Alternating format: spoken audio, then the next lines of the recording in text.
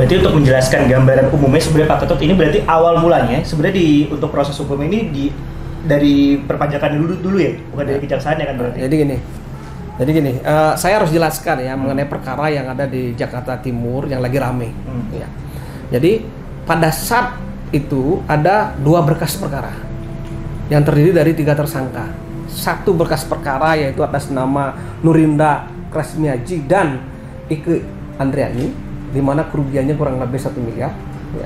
Dan 1 berkas perkara terkait dengan perpajakan atas nama Ferry Arfan, di mana kerugiannya kurang lebih 10 miliar. Ya. Ketiga-tiganya diserahkan tahap 2 karena sudah dinyatakan lengkap atau P21 oleh penuntut umum di Kejaksaan Negeri Jakarta Timur. Ya, pada saat diserahkan maka dilakukan suatu proses penahanan. Jadi tidak ada penangkapan pada saat itu. Ya, yang diberitakan selama ini. Ya, kita melanjutkan prosesnya. Kenapa? Karena perkara tersebut harus berproses sampai ke pengadilan. Jadi seperti itu. Ya. Nah, terkait dengan instruksi Jaksa Agung nomor 6 2003 tentang netralitas penegakan hukum dalam rangka menyukseskan pemilu 2024, ya kan? Ini nggak ada kaitannya sama sekali dengan ini, ya kan? Kenapa? Karena yang ditujukan dalam instruksi Jaksa Agung nomor 6 2003 itu adalah terkait dengan tugas fungsi pokok kejaksaan. Apa itu? Tugasnya adalah dalam proses penegakan hukum khusus penanganan tindak pidana korupsi dan TPPU tentunya. Ini loh, TPPU yang terkait dengan korupsi yang ditangani menjadi kewenangan tugas kejaksaan, gitu loh. Nah, ini yang diinstruksikan ketika ya orang-orang ini ya mencalonkan diri sebagai legislatif dan eksekutif, tapi dihentikan sementara ya dalam suatu proses pemilu. Untuk apa? Menjaga netralitas, jangan sampai ini disalahgunakan oleh teman-teman yang ada di daerah, ya kan? Jangan sampai disalahgunakan ini proses pemilu ini untuk memeriksa seorang calon eksekutif, misalnya legislatif.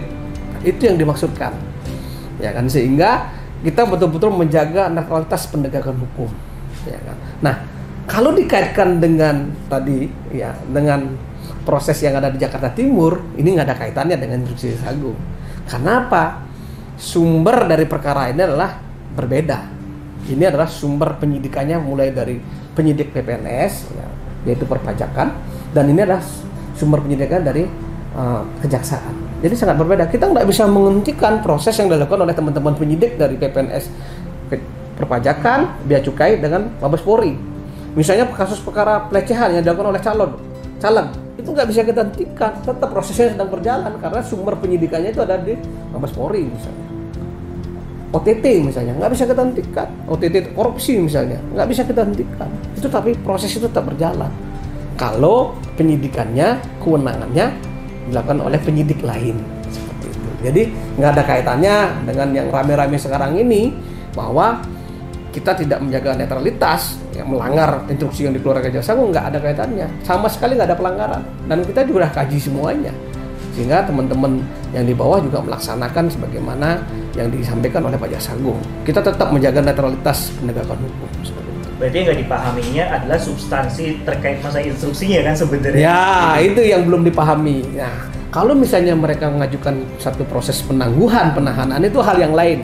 Silakan saja, tapi proses penegakan hukum tetap jalan. Gitu loh. Apakah yang diajukan adalah suatu proses penangguhan, penahanannya loh, atau pengalihan jenis penahanan dari penahanan rutan kepada tahanan kota atau tahanan rumah. Itu pasti kita akan pertimbangkan. Gitu. Oke, berarti pertimbangannya saat ini masih, tapi sudah diterima ya untuk pertimbangannya sendiri dari pihak Timnas Amin ya? Belum diajukan. Ya, mudah-mudahan segera diajukan, nanti kita akan pertimbangkan. Pertimbangannya akan seperti apa kira-kira? Oh, kita belum bisa. Nanti kan yang menentukan itu adalah penuntut umum nanti.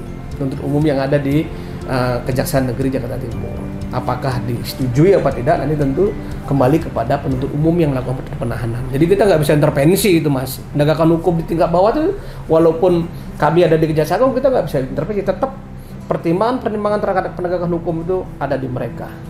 Ini kan ramainya karena ini kan jubir timnas ya. Tapi untuk kasus-kasus serupa, apakah pernah seperti ini juga nggak sih untuk di masa pemilu ini, periode pemilu? Belum ada. Ini Belum ada, makanya rame ini kan. Saya harapkan dengan penjelasan saya tidak akan rame lagi ya. Saya harapkan karena harus mereka bisa memahami dan membaca substansi daripada instruksi Jaksa Agung nomor 6 2003 tentang penegakan netralitas penegak hukum yang dilakukan oleh kejaksaan dalam rangka menyukseskan pemilu 2024. Ini jadi contoh pertama berarti ya?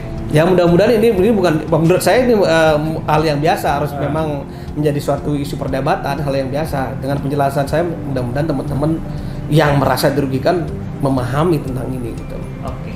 Pak, bisa dijelaskan kan ini lagi ramai ya Pak terkait dengan penahanan salah satu jubir tim paslon. Nah ini gimana sih Pak sebenarnya duduk perkara sampai akhirnya dia ditahan oleh Kejari Jaktim ini Pak?